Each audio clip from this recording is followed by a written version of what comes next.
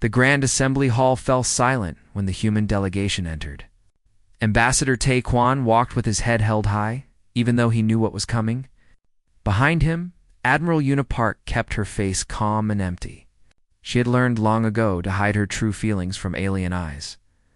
The hall was massive.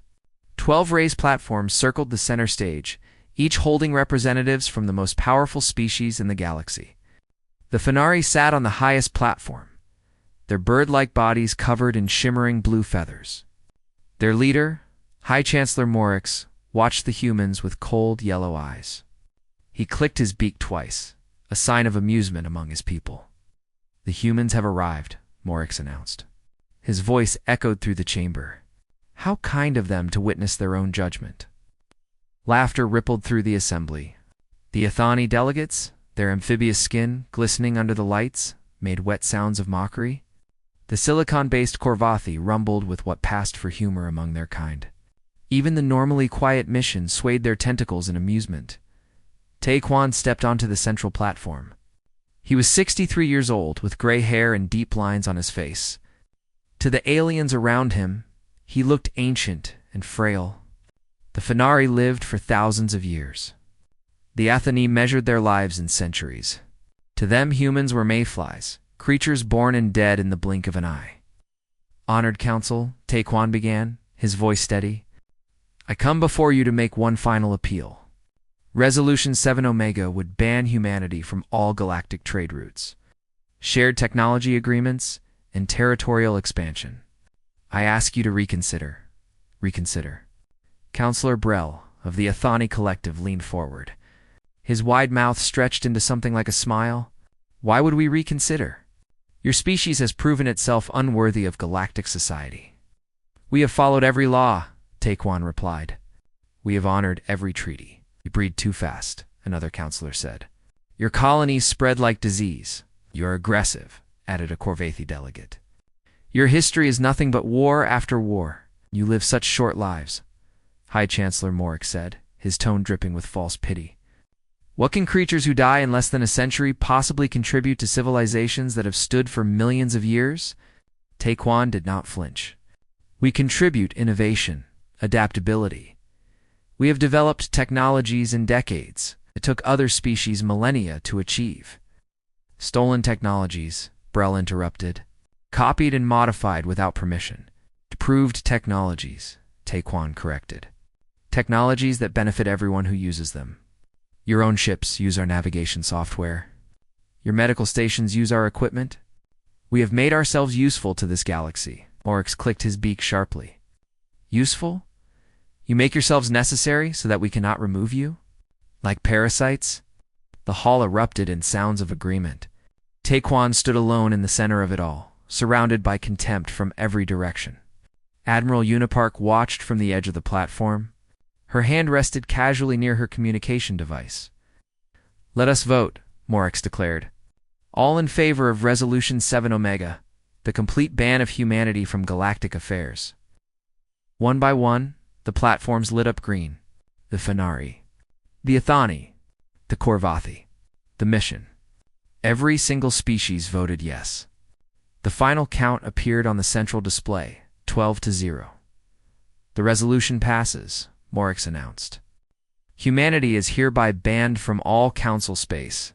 You have 30 standard days to remove your citizens and assets from our territories." More laughter. More mockery.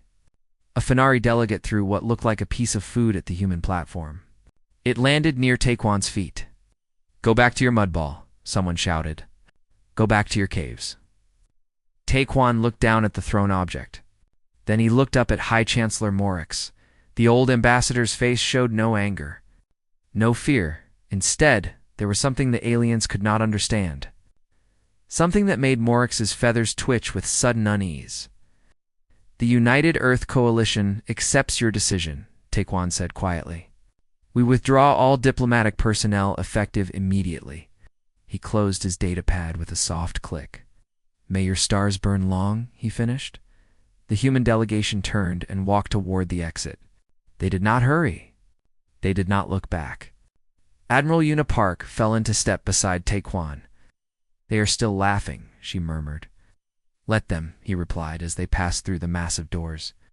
Park's fingers moved across her communication device. She typed a single coded phrase and sent it to Earth Command. Iron Dawn. Confirmed. Somewhere far across the galaxy, machines began to wake. Ships that had been sleeping in the darkness of space powered up their engines. Factories that had been running at half capacity switched to full production. Soldiers who had been training for years received new orders. The Council continued their celebration. They toasted to their victory over the upstart humans. They made jokes about primitive mammals who dared to reach for the stars. They congratulated themselves on removing a nuisance from their perfect galaxy. None of them noticed the human. Freighters quietly leaving their stations. None of them paid attention to the human merchants closing their shops. None of them saw the human engineers packing their tools and saying goodbye to confused alien colleagues. Within 48 hours, not a single human remained in Council space. They vanished like ghosts, leaving behind empty rooms and unanswered questions. On the Fenari homeworld, a maintenance worker arrived at a power station for his regular shift. The human technician who usually worked beside him was gone. Her desk was clean. Her tools were missing.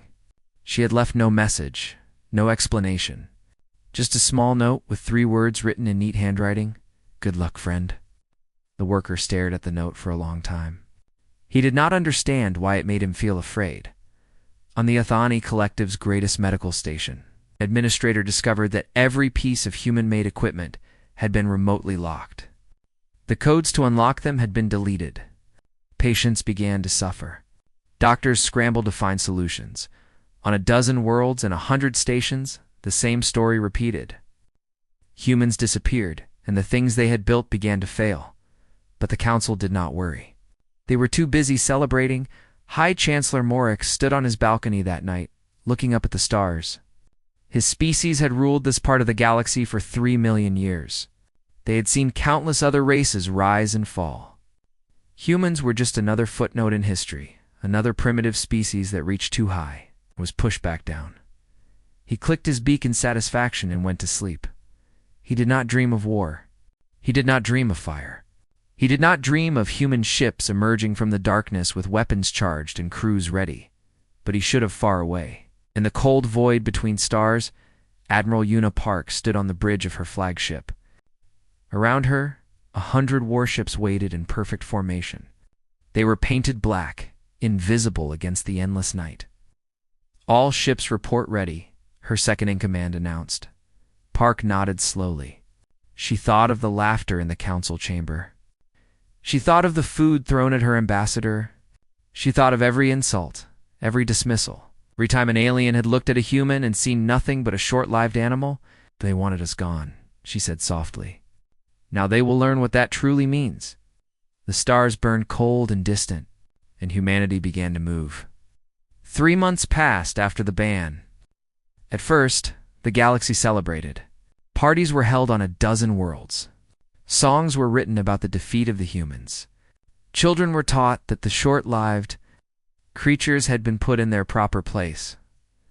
Then things began to go wrong. Trade. Minister Selvin sat in his office on the Athani homeworld, staring at numbers that made no sense. Shipping delays had increased by 40%. Cargo that should have arrived weeks ago was lost somewhere in space. Communication channels kept failing for no reason. He pulled up more data and felt his blood run cold. 60% of all galactic shipping used navigation. Software designed by humans. The software needed regular updates to account for gravitational changes, new routes, and safety protocols. But the updates had stopped coming. Ships were flying with outdated maps. Some had already disappeared. Sullivan called an emergency meeting with the Council's economic advisors. They gathered in a gray room with worried faces. It is worse than we thought, one advisor said. The humans did not just sell us products. They maintained them. They updated them. They fixed them when they broke, and we will find others to do this work, Sullivan replied. There are no others. The advisor shook his head. The humans offered their services cheaply. Too cheaply. No one else developed the expertise. We became dependent without realizing it. On the Fenari agricultural world of Sifis 4, crops were dying. The planet produced grain that fed 3-star systems. But the soil needed special fertilizer compounds to remain productive. Compounds that only human factories made. The Fenari tried to create their own version. They failed. The chemistry was too complex, the process too delicate. Their scientists had never bothered to learn how it worked. Why would they? The humans had always been there to supply it. Farmers watched their fields turn brown. They sent desperate messages to their government. The government sent the messages to the council. The council debated and discussed and formed committees. The crops kept dying. Medical stations across the galaxy began to fail. Human engineers had designed and maintained life support systems for decades. They knew every circuit, every wire, every backup system. Without them, machines broke down, and no one knew how to fix them. On a space station near Korvathi territory, 300 patients died when the air recyclers failed. A Korvathi technician had tried to repair the system using old manuals. He made a small mistake. The entire station lost oxygen in less than an hour. High Chancellor Morix called an emergency council session. The 12 species gathered in the Grand Assembly Hall, but this time there was no laughter. "This is temporary," Morix declared. "We will adapt. We have survived for millions of years without humans. We will survive again. How?" Councillor Burrell demanded. "Our entire infrastructure depends on them. Our ships, our stations, our communication networks, everything. We will rebuild." With what? We do not have the knowledge. We do not have the factories. We do not have the people trained to do this work. Morex's feathers bristled with anger. "Are you suggesting we beg the humans to return?" Burrell fell silent. The thought was too humiliating to speak aloud, far from council space. On Earth's hidden military station called Bike Du, a very different meeting was taking place.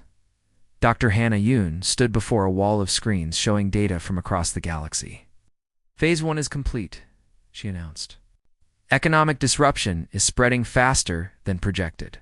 The council species are already beginning to turn on each other." Admiral Una Park studied the data with sharp eyes. "Casualties. Minimal so far. Mostly accidents from failing equipment. We designed the collapse to be slow and uncomfortable, not deadly. Good. We want them desperate, not dead." Dr. Yoon had spent 30 years planning this moment. She was small and quiet, with gray-streaked hair and glasses that she pushed up her nose when she was thinking. But her mind was a weapon sharper than any laser.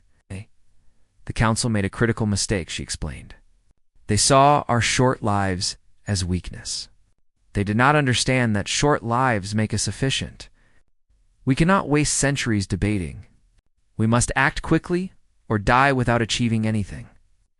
Tae Dung-ha Lee entered the room. He was young for a ship commander, only 34, with a serious face and calm eyes. His stealth carrier, the Guangetto, had been hiding in dark space for 6 months, watching and waiting. "My ships are in position," he reported. "We have mapped every defense grid, every patrol route, every blind spot in council space. They have no idea we are there." Park nodded. "And the message probe? Ready for deployment? Send it." The probe was small, barely larger than a human fist. It drifted toward Fenari space at a slow, casual speed, designed to look like random debris. When a patrol ship finally noticed it, the probe activated. Before the Fenari could react, the probe broadcast a message on every frequency in every language. To every communication device in range, "You banned us from your galaxy," the message said. A human voice, calm and cold. "So we are taking it." Then the probe exploded. The message spread like fire. Within hours, every being in council space had heard it. Workers stopped their jobs to listen. Soldiers looked at each other with uncertainty. Children asked their parents what it meant. High Chancellor Morix heard the message in his private chambers. His feathers went flat against his body, a sign of deep fear among his species. "They are bluffing," he said to his advisors. "Humans do not have the military strength to challenge us." "You certain?" one advisor asked quietly. Morix was not certain. That was the problem. On the Athani homeworld, Counselor Brell watched the message replay again and again. He noticed something the others had missed. The human voice was not angry. It was not boastful. It was simply stating a fact. The way someone might mention that the sun would rise tomorrow, that scared him more than any threat. Could a back on station bike do? Admiral Park watched the galaxy's reaction to their message. Panic was spreading. Good. Panic made enemies make mistakes. Dr. Yoon approached her with a new report. The Council is mobilizing their fleets, but they are having difficulty coordinating. Their communication systems keep failing. Because we built those systems, Park said with a thin smile. Exactly. Every time they try to organize a defense, something goes wrong. A signal gets lost. A order gets delayed. A ship goes to the wrong location.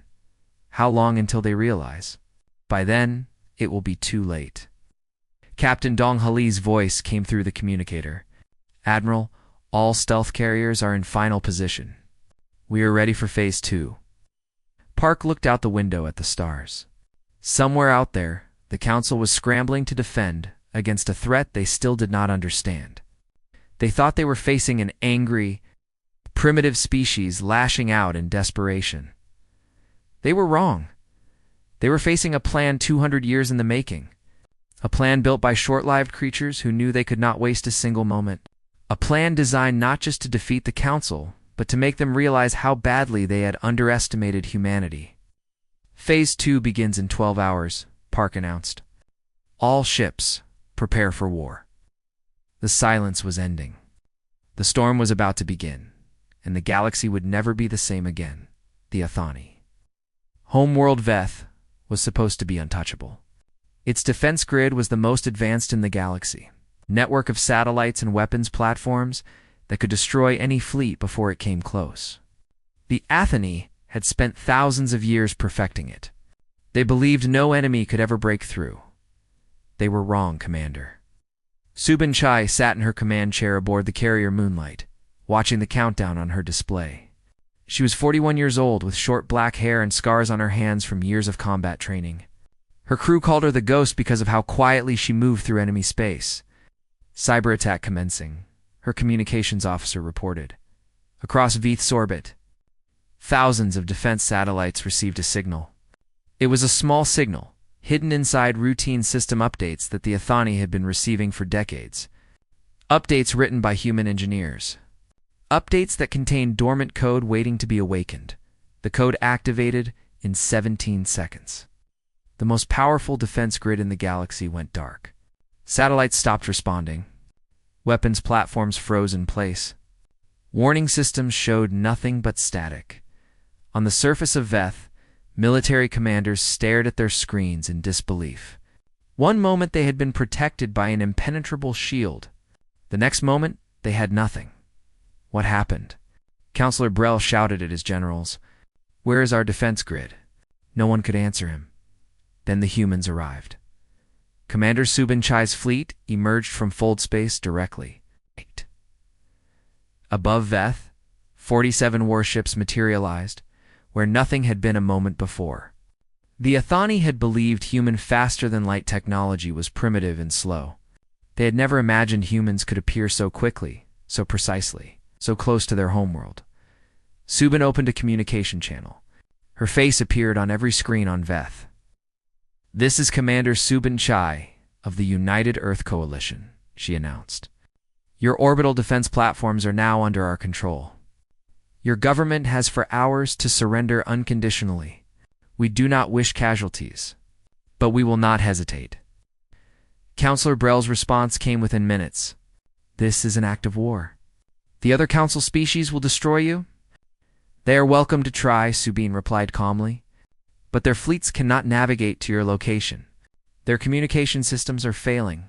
By the time they organize a response, this will be over. You have 4 hours. Brell ended the transmission and turned to his generals. We must hold out. Reinforcements will come. From where? A general asked. How will they find us if they cannot communicate? They will find a way. We are not alone in this galaxy. But they were alone. The Council species were paralyzed. Their fleets sat in ports with broken navigation systems.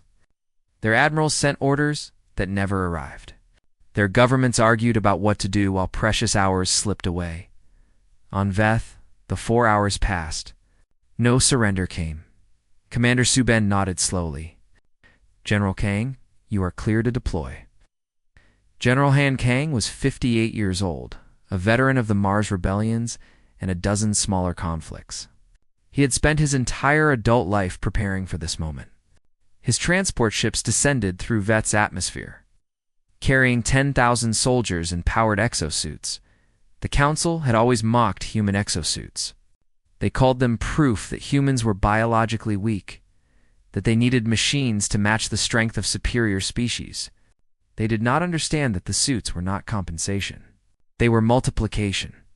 A single human soldier in an exosuit could run faster than any Atheny.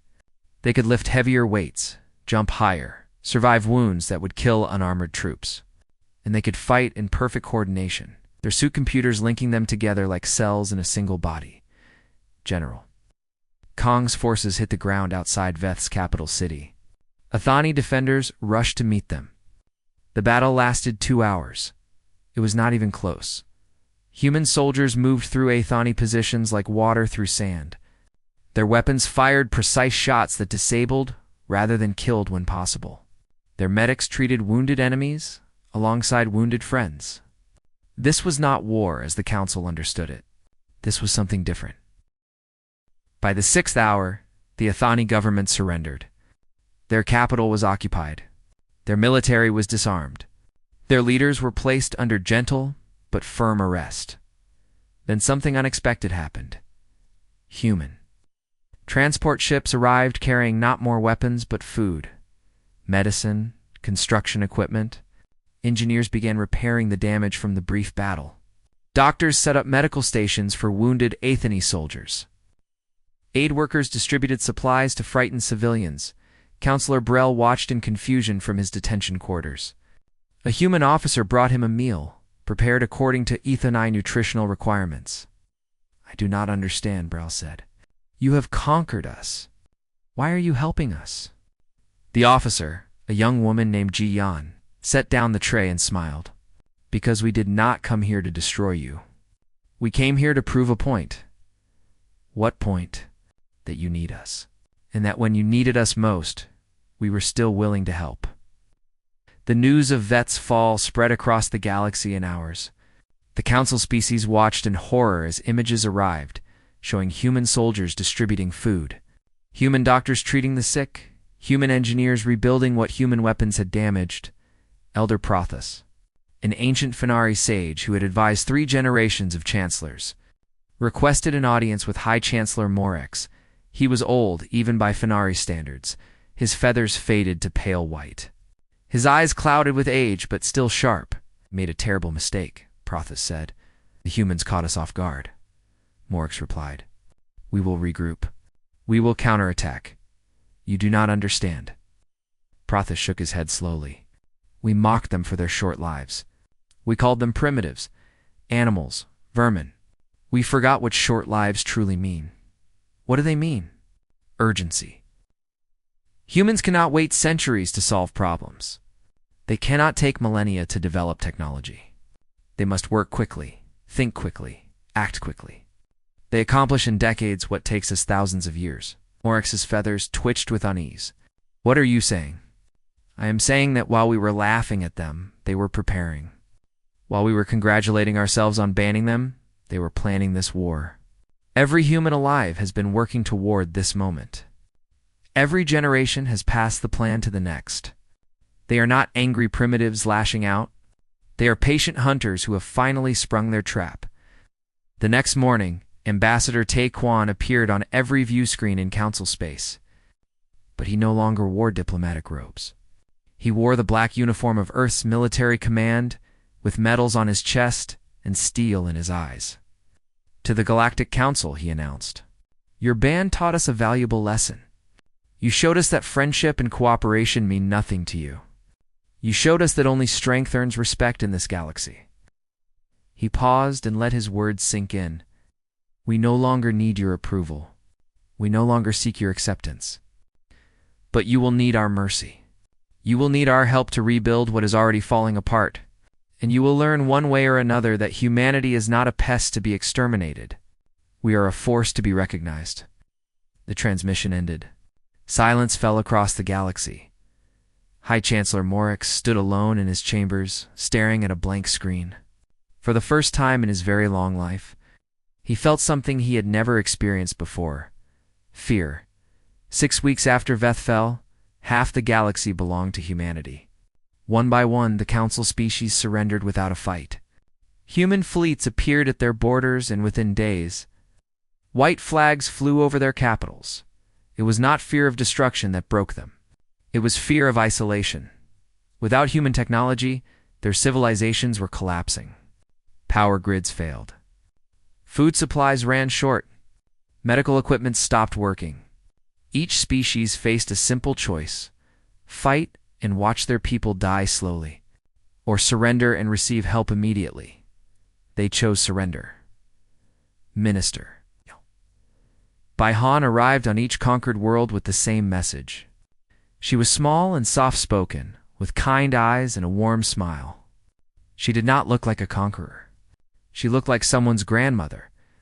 "We are not here to punish you," she told the leaders of each species. "We are here to fix what is broken. Your people are suffering because the Council banned us. Let us help them, and in return, you will accept human governance." The terms were generous. Local governments remained in place. Customs and traditions were respected. The only requirement was that humans would have final authority over defense and economic policy. Most species accepted gratefully. They had expected slavery and found partnership instead. On occupied Veth, Lieutenant Jaewon Moon struggled with his new duties. He was 26 years old, a pilot who had trained his whole life for combat. Now he spent his days distributing food packages and helping rebuild damaged buildings. "This is not what I expected," he told his commanding officer. "What did you expect?" "Enemies, monsters, something to fight." His commander, an older woman with gray hair and tired eyes, looked at him carefully. "Go walk through the city. Tell me what you see." Jaewon walked through the streets of Vet's capital. He saw Athani families huddled in damaged homes. He saw children staring at human soldiers with wide, frightened eyes. He saw old people weeping over destroyed possessions. These were not monsters. They were just people. People who had been told their whole lives that humans were dangerous animals. People who now expected to be treated the way they had treated others. Jaewon stopped at a small park, where a group of Athani children had gathered. They saw his uniform and froze with fear. He looked at them for a long moment. Then he sat down on the ground and pulled out a small ball he had brought from Earth. "Do you want to play?" he asked. The children did not understand his words, but they understood the ball. Slowly, cautiously, they came closer. He tossed the ball gently to the nearest child. The child caught it and stared at him with confusion. Jaewon smiled and gestured for the child to throw it back. Within an hour, he was surrounded by laughing Athani children, playing a game that needed no translation. Human soldiers passing by stopped to watch. Some of them joined in. This was humanity's true weapon. Not ships or guns or cyber warfare. Compassion. But not everyone accepted surrender. On the Fenari border world of Koroth, a general named Korvax gathered followers. He was old and proud, his blue feathers marked with scars from ancient battles. He refused to bow to short-lived creatures who should have been servants, not masters. "The humans are soft," Korvax told his troops. "They play with children instead of crushing enemies. This is weakness. We will show them what true warriors do." His insurgents attacked a human supply convoy traveling through a mountain pass. They struck quickly and brutally, killing 30 human soldiers before vanishing into the hills. The convoy had been carrying medicine for a Fenari village struck by disease. Admiral Unipark received the report on her flagship. Her officers expected her to order retaliation. Instead, she called a meeting with her commanders. "The medicine must be delivered," she said. "Admiral, the route is compromised. We should secure the area first. How long will that take? Days, perhaps weeks. The sick cannot wait weeks. Park stood and looked out at the stars. Send another convoy. Same route. Same cargo. Double the medical supplies. Her commander stared at her. Admiral Korvax will attack again. More soldiers will die. Perhaps, but the medicine will get through. And everyone will see that killing our soldiers does not stop us from helping their people. The second convoy left the next morning. Korvax attacked again, killing 12 more human soldiers. The survivors pushed through and delivered the supplies to the village. Park broadcast a message to all of Fenari space. Our soldiers died, bringing medicine to your children. We will send more. Kill us, if you must. We will not stop helping. Korvax's support crumbled within days. How could he fight an enemy that bled for his people? How could he call humans weak when they walked into certain death to deliver medicine? His own followers began to desert. Some surrendered to human forces. Others simply went home. Within 2 weeks, Korvax was alone. Hiding in a cave with a handful of loyal soldiers, a human negotiator came to meet him under a flag of peace.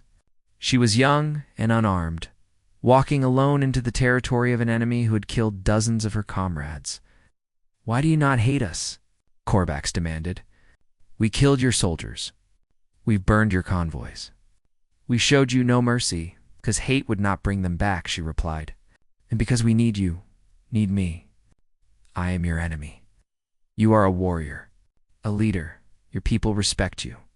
When this war ends, we will need Fenari like you to help build peace. We would rather have you working with us than dead in a cave." Korvax was silent for a long time. His feathers trembled with emotions he could not name. "You are strange creatures," he finally said. "We know," surrendered the next day. Park assigned him to work with human forces coordinating relief efforts on Korath. Within a month, he had become one of their most effective allies. Dr. Hannah. Yoon watched these developments from her office on Earth. She had planned the war. But even she was surprised by how quickly it was working. Calculated that military victory would take 2 years, she told Admiral Park during a video conference. "We did not calculate the effect of kindness. Kindness is not in your equations. It is difficult to measure." "What?" Yoon smiled slightly. "But I am learning." The Fenari Dominion, the most powerful species in the Council, was now surrounded. Their allies had surrendered. Their trade routes were cut. Their people were hungry and scared. High Chancellor Morix faced the hardest decision of his long life. He could fight. His species still had weapons, still had soldiers, still had pride. They could resist for years, perhaps decades. They might even win a few battles, but they could not win the war. And while they fought, their people would suffer, or he could surrender. He could bow to creatures his species had mocked and dismissed for centuries. He could admit that everything they believed about humans was wrong. His advisors argued for resistance. His generals demanded one final battle. His pride screamed that surrender was unthinkable, but when he looked at the reports from other species, he saw something that changed his mind. He saw Athani children playing with human soldiers. He saw Korvathi workers rebuilding their cities alongside human engineers. He saw mission elders being treated by human doctors. He saw a future where his people could survive. Morix sent a private message to Admiral Una Park. "Request a meeting. I wish to discuss terms." Park's response came within the hour. "I will meet you on neutral ground. Come alone." They met on a small moon that belonged to no one. Morix landed his shuttle and walked across gray dust to where Park stood waiting. She was shorter than he expected, older. Her uniform was simple and worn. She did not look like a conqueror. She looked like a tired woman who had seen too much death. "Hi, Chancellor," she greeted him. "Thank you for coming. You have won," Morix said. "What are your terms?" Park looked at him for a long moment. "The same terms we offered everyone. Accept human governance. Rebuild with our help. Join us as partners, not subjects. That is all?" "That is all." Morix's feathers flattened with disbelief. "After everything we did to you, after the ban, the mockery, the insults, you do not demand vengeance?" Vengeance would not undo the past. It would only poison the future. Park shook her head. We did not fight this war for revenge. We fought it to prove a point. What point? That humanity deserves respect. That we will not be dismissed or banned or laughed at. That if you need us, you should treat us as equals. Morix stood in silence. His species had ruled this part of the galaxy for 3 million years. They had never bowed to anyone, but he thought of his people. He thought of the children who would grow up in a galaxy shaped by this moment. He thought of what kind of future he wanted to leave them. Slowly, painfully, High Chancellor Morix bent his ancient body. For the first time in galactic history, a Fenari bowed before another species. We accept your terms, he said. The war was over. The real work was about to begin. 1 year had passed since the ban. The Grand Assembly Hall on Velthus Prime looked different now. The 12 raised platforms still circled the chamber, but they had been lowered, made equal.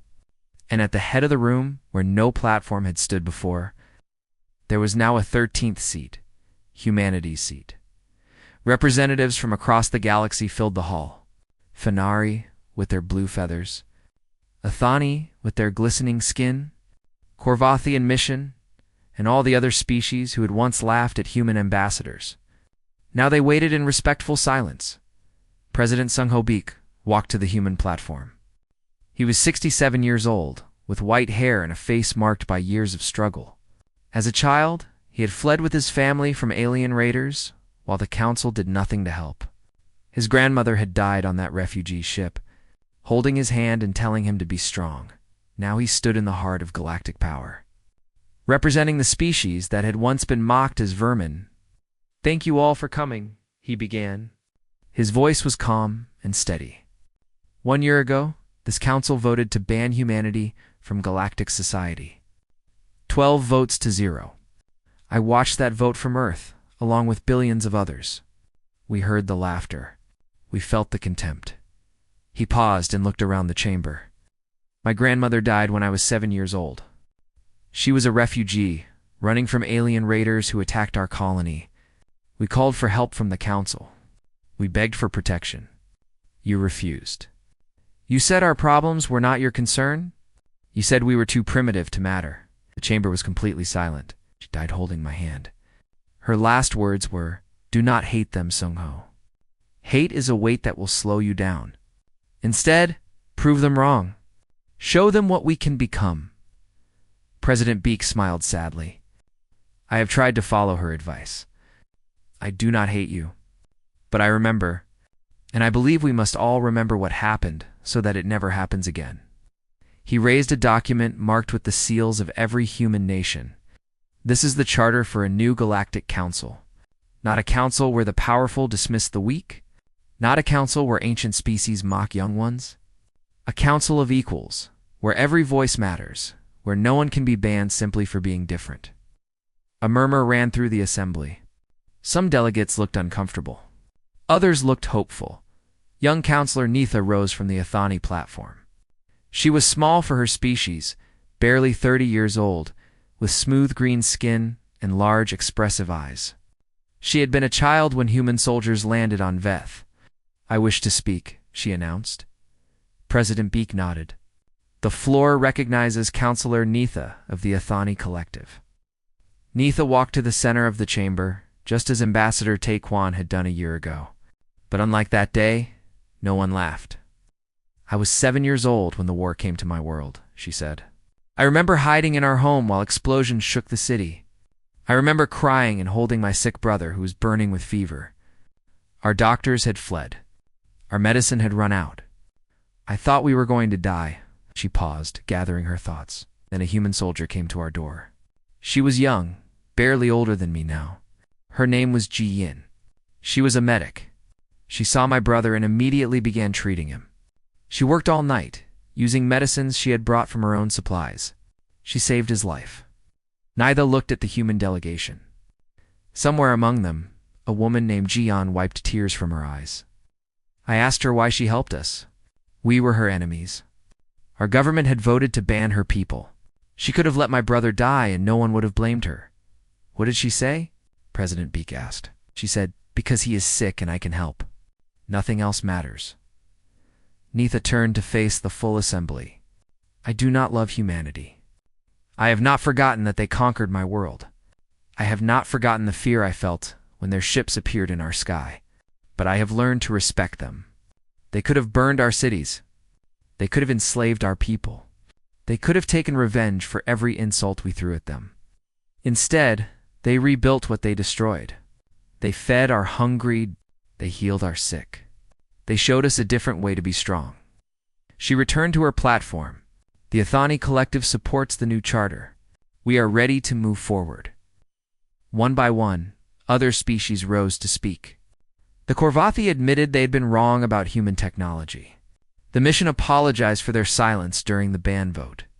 Even the proud Fenari acknowledged that they had underestimated humanity. Former Ambassador Taekwon, now Secretary General of the Reformed Galactic Council, took the central podium to present the final vote. He was older now, his hair completely white, but his eyes were bright with something that might have been hope. The Charter establishes equal representation for all member species, he announced. Shared technology agreements that benefit everyone. Protected rights for all beings, regardless of their planet of origin or the length of their lives. Trade routes open to all. No more bans. No more exclusions. He looked at the chamber with a slight smile. In other words, everything humanity asked for a year ago. Before you decided to laugh at us, a few delegates shifted uncomfortably. Others nodded in acknowledgement. The vote will now be taken, Taekwon continued. All in favor of the new charter? 13 platforms lit up green. Every single one. The charter passes, Taekwon declared. 13 votes to 0. For a moment, silence held the chamber. Then slowly applause began. It started with the human delegation and spread through the entire assembly. Beings who had once mocked humanity now stood and clapped for them. In the gallery above, Admiral Yuna Park watched with Captain Dong Lee beside her. Her hair was gray now, her face lined with weariness. But her eyes held satisfaction. Was it worth it? Dong asked quietly. All the death? All the suffering? Park thought of the soldiers who had died in battle, the families torn apart by war, the years of planning and sacrifice that had led to this moment. Ask me in 100 years, she replied. If the peace holds, if our children grow up in a galaxy where they are respected, if no species is ever banned again, then yes, it was worth it. And if the peace does not hold, then we will fight again. As many times as necessary. That is what humans do. Down on the chamber floor, High Chancellor Morix sat alone on the Fenari platform. He was no longer High Chancellor, of course. That title had been stripped away along with much of his power, but he had been allowed to observe the proceedings as a witness to history. He watched the celebrations with ancient eyes. 3 million years his species had ruled this part of the galaxy. 3 million years of believing they were superior to all others. And now they sat as equals beside creatures who lived less than a century. A human child could have been born, lived a full life, and died of old age in the time it took Morix to learn a single skill. And yet somehow, those short-lived beings had built an empire. While his people watched in disbelief, he finally understood what Elder Prothas had tried to tell him. Humans did not measure strength by age or size or power. They measured it by will. By the refusal to give up, no matter how impossible the odds. That was something no amount of time could teach. You either had it, or you did not. On Earth, in a small village in the Korean countryside, an old woman named Sunya watched the broadcast on a small screen. She was 93 years old. Her hair white as snow, her hands gnarled with age. But her mind was still sharp, her heart still strong. She was the grandmother of Lieutenant Jaewon Moon, who had played ball with Athani children on a conquered world. She had watched him grow from a small boy into a soldier, and then into something more. A bridge between species, a symbol of what humanity could be. The broadcast showed President Beak signing the new charter. It showed aliens and humans shaking hands, embracing. Beginning the long work of building a shared future, Sunya smiled and turned off the screen. She walked outside to her garden. where vegetables grew in neat rows just as they had for generations. The sun was warm on her face. The wind carried the smell of spring flowers. The galaxy had changed. Powers had risen and fallen. Wars had been fought and won. History had turned on its axis. But here, in this small garden, life continued as it always had. Seeds were planted. Crops were tended. Food was harvested to feed families. That was the true strength of humanity, Sonia thought. Not the warships, or the cyber weapons, or the brilliant strategies. It was this: the simple acts of growing, nurturing, and enduring. The quiet determination to survive, no matter what the universe threw at them. She picked up her tools and went to work. Above her, the stars burned in silence. They did not know or care about the struggles of the beings below. They simply burned as they had for billions of years, and would for billions more. But among those stars, something had changed. Humanity had found its place. Not by asking permission, but by demanding recognition. Not by begging for acceptance, but by proving their worth. The galaxy would never laugh at them again.